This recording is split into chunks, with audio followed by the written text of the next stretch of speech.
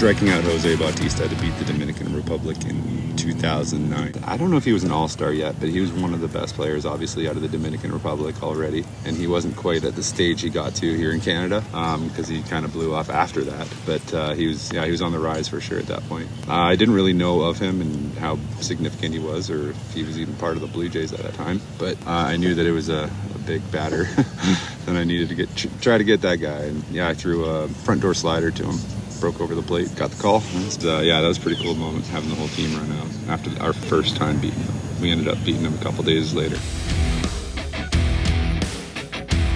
Hello and welcome to Beyond the Sidelines. I'm Brian Smith. As I sit in the middle of the game field, leaning back, fingers in the grass, fans arriving, players warming up, getting in the zone, birds chirping, and even dogs getting in on the action, I have a chat with retired Toronto Blue Jay pitcher Sir Leon Boyd before the game. That's right, he was knighted by Queen Beatrix of the Netherlands, and he was so cool, that was an in-passing bit of info he gave after the interview as we exchanged contact info. Didn't lead with it, didn't even bring it up in the interview, just kept it about the passion for the game of baseball.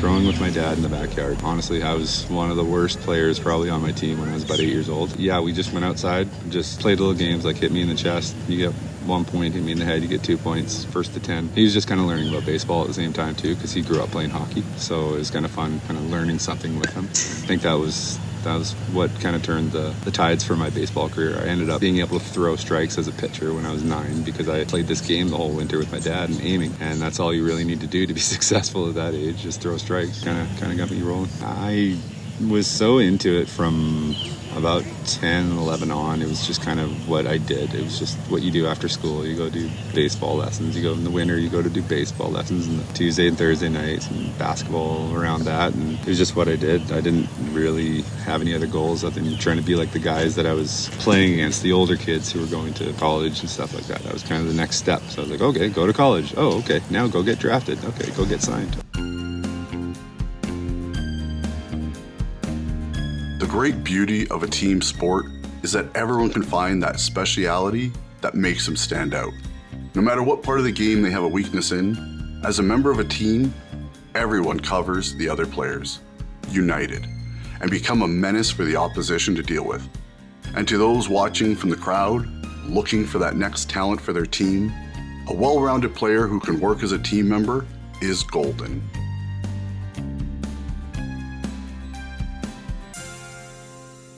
My hitting wasn't as good.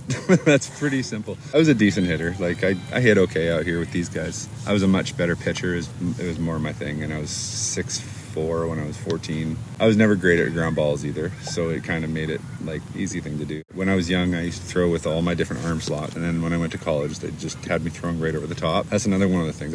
I was going between the hip unlocking and the dropping my arm slot as well, because that's something that changed, if you knew that. But I was the submarine pitcher. They didn't make me do that, but I was good at that at one point in my career, just because that's how my career kind of went. It kind of bent, and I was like a reliever, and then I was a closer for the Dutch team, and all of a sudden this worked really well in that one tournament and struck out Jose Bautista, and then they were like, okay, so the Blue Jays signed me after that. 25, that's like the oldest person to sign ever, but that's why they signed me, because I could do that. So I was stuck with it the whole year. It's a lot different because of my release point. I give a different spin. My fingers actually come almost up, like diagonally on the ball, so it gives it a rotation like that, which makes it dive a lot more than a regular fastball, which has backspin and rides pretty flat and straight. That was all ground balls. You could just throw it for strike and people hit the top of the ball all day. If you have a good infielder or good infielders, you're set. And the slider from down there, kind of the way I would throw it would be like a little bit of a half rainbow, kind of comes up and then breaks to the left. That was kind of my deception, because coming over the top, the slider kind of goes down. My thing was it kind of goes up a little bit. Usually each team has maybe one guy that can do that, so you're always coming in after all the batters have seen pitchers throwing from up here, and all of a sudden somebody comes throwing from down there and it kind of messes them up a little bit. That's the factor I liked about it the most, is that it would mess them right up. The first Olympic Games were held in Olympia, Greece around 776 BC. And included running, long jump, shot put, javelin, combat sports, and equestrian events. Since the first modern games held in Athens, Greece in 1896, they have expanded the list to include baseball. During the 2008 Beijing Olympics, Leon got the rare honor to play as a pitcher for the Netherlands, and the surreal experience of it all. That was pretty surreal. I kind of knew what to expect from seeing it on TV and stuff, but we just get the CBC, NBC feeds, and seeing it in real life right up in the athletes village for 3 weeks was pretty cool. Seeing all the best of the best from all over the world, basically kind of getting together all at once. Really cool. We didn't do great with the baseball, but my time there more than the tournament that we played.